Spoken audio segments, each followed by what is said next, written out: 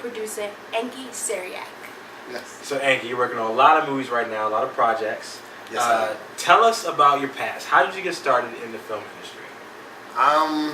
Okay, well, I originally started off as a volunteer. I volunteered at this organization called the IFP, just trying to figure out what I wanted to do in film.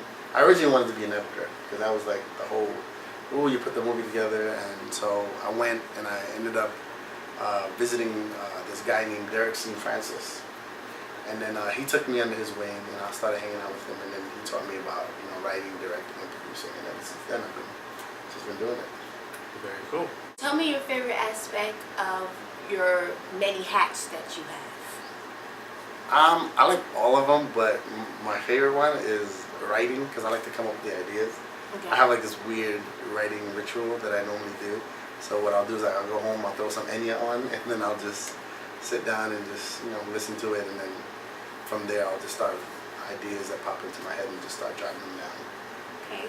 For the movie Love and Then I Had a Fight, tell me, what are your inspirations for starting that? Like, what made you write it, and what made you have that whole energy in your mind? Like, how did that came about?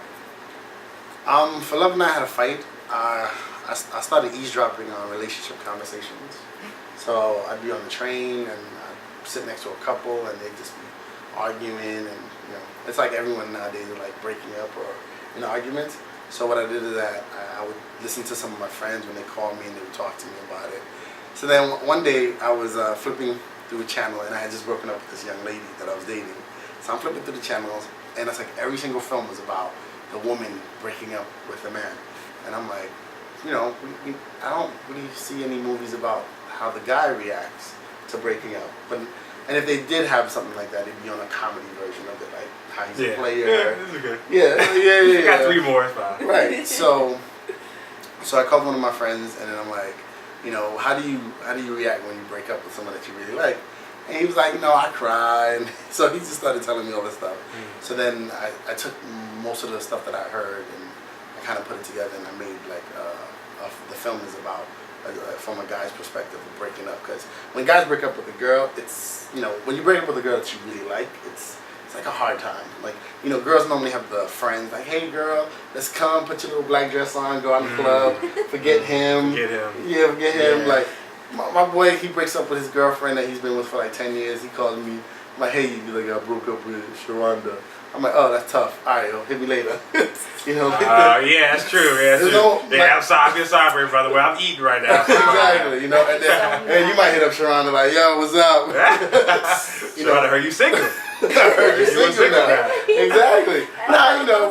But it's not like we come over there and we rub we hug each other. Right. We don't do none of that. So, and then, like when I was breaking up with, with the young lady that I dated for like 2 years, it was sad. It was, there was all the love songs was always on the radio. Like you turn the channel, like and then Facebook, you see she's having fun. Yeah, I know how this man feels. And then for some strange reason, your friends want to update you on her life. Oh yeah, because you have mutual friends. Yeah. So I kind of took all that into consideration when I was writing the story, and then I made it through it. It's really serious when a guy breaks up with a girl that he really likes. I mean, if he doesn't like her, it's like whatever. He'd probably have a side chick, and he'd probably be more booed up with the side chick.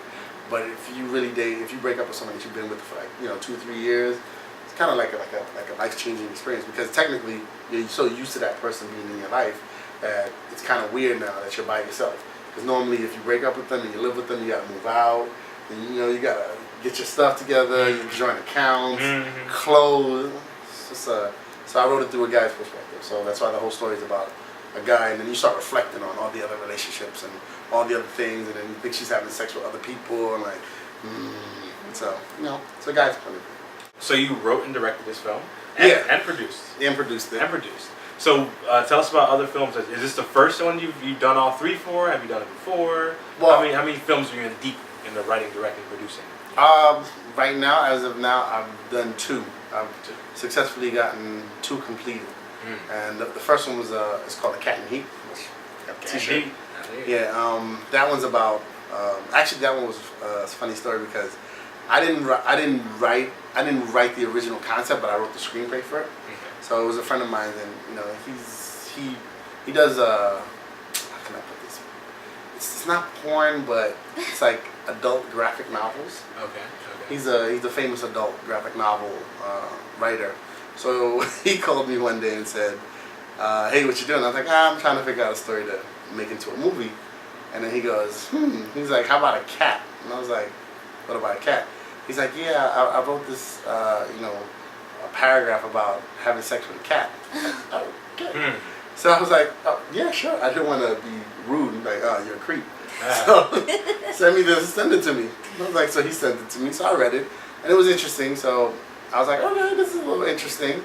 So I turned it into a 10-minute short, and then I went and begged for $10,000 and raised it and shot it. Very cool.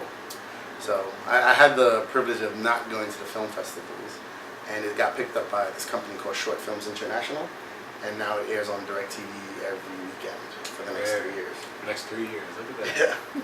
Awesome. So now Love is your second. Yeah, it's my second short film. And when can we expect this to drop? September, because I'm trying to make it for Sundance, which is like in August. Okay. So Sundance has this policy where they like to be the first to premiere your film. So once I submit to Sundance and get everything together, once I find out if I'm accepted or not, then I'll be able to release it, because they tend to want to be like the first.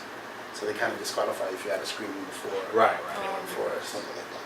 So. The field that you're in, who do you admire that started you to get where you were at? Well, all my friends call me Black Spielberg. So if you go like on my Instagram and you look me up, it'll say Black Spielberg on it. So I'm a big fan of Steven Spielberg. So like he can make a film about a tree, and I'll go see it. This is true. This is true. Have you ever met him? Yeah, I got to meet him in Brooklyn when they shot Munich. Okay. So a friend of mine was the Teamsters. He got me on set, and I went to the snack bar. It's fat. I went to the snack bar, and I was getting something to eat, and he walked right next to me and started, drinking a soda. And then I was like, "Hi." He goes, "Hi." He looked around, and he's like, "Why is he around me?" And then I just Blackberry girl. Exactly. And then he was like, "Are you on set with us?" I was like, "No, yes, but no." And then I was like, "I'm sorry. I've admired you my entire life." He's like, "I get that a lot." And he shook my hand, and he said, he's like, "What do you want to do?" And I told him what I wanted to do. And he was like, "Good luck. Hopefully one day we'll get to work together." And I said, "Yes, definitely." And then he went back on set. See, that's the funny thing about me. I love Steven Spielberg too. But if Steve Spielberg knocked on my door right now talking about he had car problems, I would not. I would be like, "Oh, I'm sorry, but sir, I wouldn't know who he was." Yeah. I got Google a picture of Steven Spielberg. Well, Steven Spielberg, I really remember him all the time from Family Guy, so I have a big image of him. See, he's such a young person's image. Yeah. I'm a Jurassic Park. Jurassic Park, and they Indiana Jones. And they remade that. They remade that too. Yeah. I just saw from Family Guy. Jesus. I just recently saw Jurassic Park. E.T. Yeah, E.T. E.T. E.T. You don't know E.T. is, do you? Close Encounter of the Third Kind. Phone Home. Phone Home. Yeah. I thought it was E.T. Find Home. Phone Home. Oh no! But I've seen it before. Okay. So E.T. Close Encounter, and he also owns a piece of the Star Wars franchise. They all came up together. Him, George Lucas, and I got to meet George Lucas too. So. Yeah, dude. Now, how was meeting George Lucas? Did he? I don't know. What did he do? Did you kiss his hand? No. Like this? No. Okay, so I met him at the weirdest place. So I went to the hip hop summit right? Okay, already Right. starting to be a Right? I went to the hip hop summit, and then so we're standing online. I think I was shooting for Vibe. I was shooting for Vibe TV, and then I'm standing there. So took time out. The young lady that was doing the hosting, she's like, okay, you know, let's wait for someone huge to show up. It was like a bunch of B rappers. Okay. So then Ciara shows up. So it was Ciara, then Snoop Dogg, and then George Lucas, right? Weird. That is a weird order. Yeah. It's like That Ciara, is not the. Snoop Dogg. Snoop Dogg, Jay-Z? George George Lucas. Lucas. Okay. Right? So I was like, oh my God, that's George Lucas. And then everyone, of course, runs to Snoop and runs to Ciara. Right. I run to him. Okay. Right? He's just standing there. Not a lot of people really knew him, and I don't know I would how. assume they went over the hip hop. So I don't even know Yeah, why. So I'm not standing there, hip-hop. I'm shaking, and I walk up to him. I was like, oh my God, you're George Lucas, and he goes, oh, thank you. He's like, you're a fan. I was like, oh my God, I'm such a die fan. So I shook his hand, and then I started talking to him, and I was like, it's an honor to meet you. Da, da, da, da. Everyone paused and looked at me because I was like so excited, and they were like, why are you so excited? I was like, that's George Lucas, and no one knew. Nobody. They're like, they weren't black people in Star Wars. They really. Yeah, Really yeah. using Until it. Samuel L. Jackson. Until Samuel came. Yeah, but that was way before that, so it was just amazing. Like Wow. you sat there and you talked to me, Wow. and then So hold on. Did you ask him? Because the I first asked him thing the I was first question. What are you doing? Why are you doing it? Okay. What did he say? His wife. His wife is he likes black women. Right, of course. There we go. Right. I forgot about that. The second he said his wife, I was like, oh, that's right. His wife is That's black, right. and she's ahead, George. one of the owners of the hip hop center. All right, see? She's the one that puts that whole together. Yeah, So stop him about Wow. that. he had That's to what show. I'm talking He had to show up. He was like, I made to support my wife. Who's your wife? Nice, beautiful black woman showed up. I was like, oh. about. There you go, Makes George. sense. All right. Makes sense. That makes sense. Shook his hand, and then that was it. That was the highlight of my night. I was like, you know what? I'm going home. And that's when I met, George Lucas and stuff like that. I met a lot of people, working in business. I also work in for the studio sometimes. Like I'll work as an associate producer or sometimes a PA. So like I've done a lot of that work too. That's how I get my connections and get my contacts to get some of my stuff out there. So as a director, as directing actors, is there an actor that you really want to direct? Is somebody who's like, I want to put him in a film, or put her in a film, and just let them, and just tell them what to do, and let them go and do their thing. Is somebody you want to work with, actor-wise? A lot of people I want to work with. A lot of people I want to date. But acting-wise, maybe Brad Pitt. Yeah, he's a pretty dope actor. I think I watched his career since Thelma and Louise. Thelma and Louise.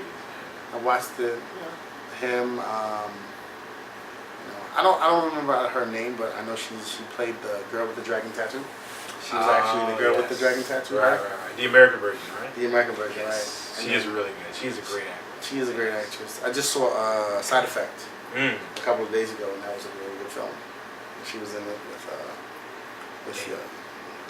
What are you currently working on now? Like, what project are you directing, producing? What are you working on right now? Well, the next project that I'm writing, directing, and producing is my first feature film, which is called Seasons of the Soul, and it's a reincarnation love story that I'm trying to.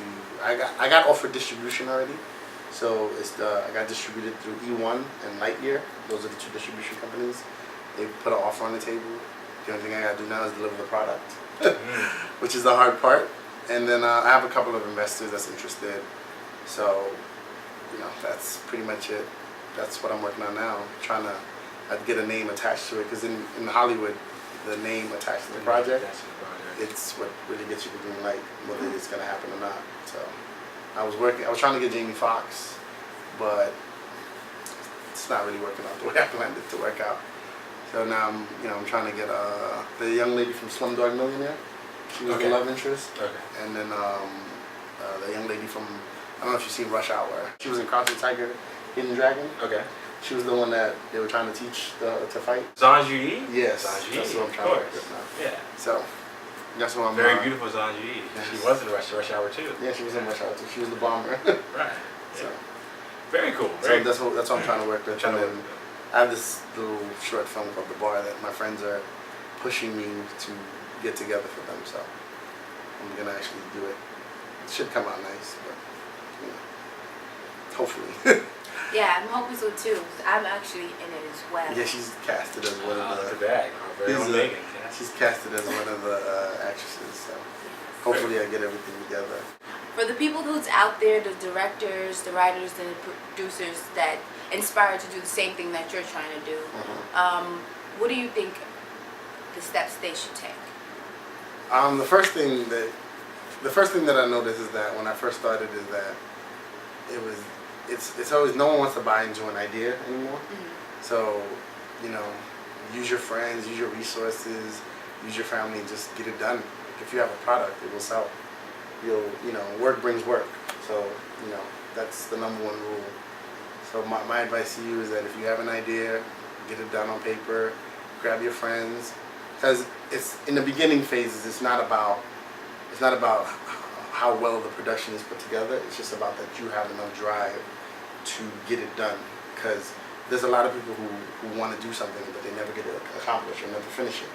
So the only thing is that you just need to get it done, regardless how it's done. But you just need to get it done because an investor would look at you and say, this was great. If they had more money, clearly they know you don't have money, so they know that it's not going to be Hollywood standard. But they see that you have the idea, the concept, and the passion to complete it, because not a lot of people complete a project. So let's get it done. And to put a movie together, that means that you're able to coordinate a group of people, and that's what people are looking for. Because in business, it's all about numbers and it's all about getting the product there. The artist is cool, being creative is cool, but that's always a bonus, because there's a lot of films out there that are garbage, but they got done. This is true. And they put them out. This is true. There's a lot of films out there that should never been made. Should never been made. Were made for ridiculous amounts of money, and because somebody organized it. Yeah, someone organized it. Because the studios want, they want to see a product. They gave you money, they want to see a product. So just get it done. Don't worry about if I don't have the best camera, if I don't have the best actors. As long as you get it done, someone will see that, and then that's because if you don't invest in yourself, ain't nobody gonna invest in you. Exactly. Yeah. And that's amazing. With that being said, where do you see yourself in the next 5 years? Next 5 Working years. with, growing, maybe doing something outside of your many hats? Well, the next 5 years, I see myself, trying to work on a franchise film, because that's where the money's at. Franchises. Yes. Franchise films, that's where the money's at. They need you. Part 2. Part 2 contract. Better than that part 1 contract. I learned from one of my friends in the industry that whenever you have a franchise, what they do is that if they paid you $5 million for the first one, they double it for the second film, and then they triple it for the third film. Triple? Hangover 3. Y'all got $15 million. Yeah. What Yeah, they tripled that movie had a $100 million budget, and half that budget was spent on actors. But they made it all back in the box. Of course. Yeah, they made it. Of course. Amazing. Because they need them. They know that they. And then they triple it. They triple it. If it's 4, like the Fast and the Furious, they're like Jesus. By 6 7. is that was hot about though. 7. Who knows how much they're getting paid? Yes, The worst one was Tokyo Drift, but Tokyo Drift. No one paid attention to that one. But that's I see myself working on a franchise film. I want to bring some Japanese franchises, because I'm a big Japanese animation. Like the bootleg Evangelion that they're putting out right now. Oh, that's yeah. Pacific Rim. No offense to that's coming out. no offense, but like Vampire Hunter D. I want to bring some of that. Oh, Vampire Hunter D was amazing. Yeah, definitely want to bring that out. Yeah. I see myself working on a franchise film and helping, and producing some other projects. Because producing and directing is where the money's at. Right. So basically, staying strong and in the industry and keep going till you make it to sell. There's enough money in this business where people don't need to know your name. Yeah, there you go. Yeah. You need to know your name for you to be successful. Yeah, I see myself, definitely Seize producing. the opportunity. Yeah, you just got to get it done. The same way how you guys are just getting it done. Eventually, someone will see it and pick it up. And then another thing I learned is that people need to know. If people don't know, then no one's going to be interested. If you don't tell anybody, then how would they know? Yes. How would they know? But everyone knows about the cinema cameras. Oh yeah, we have viewers all around the world. All around the world. That's what's up. Even my cousin from London, she loves the show. Okay. She says hi to you. Hi, London. Okay. Hi, cousin from London. What's his name? Cherie. Cherie. Hi, Cherie. She's gonna be so happy. So, That's awesome. Sometimes I play an assistant producer. Just a producer, okay. So I've worked on this film called Disciplines of Eleanor Rigby, starring James McAvoy, Jessica Chastain, and Viola Davis. Okay. So, and then William Hurts, he's also in it. I've worked with Harvey Weinstein, who owns the Weinstein Company. His wife just finished a short film called Flying Dreams. Neil Jordan wrote it. Okay. So he writes the Sandman comic books. Oh, wow. So he wrote it, and then it was just a lot of powerful people on that project. And it was just I got some really good contacts and some real good connects. And then I worked with Jamie Foxx and Ron Howard, because Ron Howard has this thing with Canon called Project Imagination, and I worked on they have about 4 short films, and I worked on all 4 of them with them. Oh, very cool. Yeah, so Awesome. I've worked with a lot of big people. So. Well, thank you so much for coming on the show. Thank you for giving me the opportunity. Oh, yeah. I'm a nobody, so now I'll go. So, Well, you're somebody to us, Yeah. and we love you on the Cinema There you Cast, go. and thank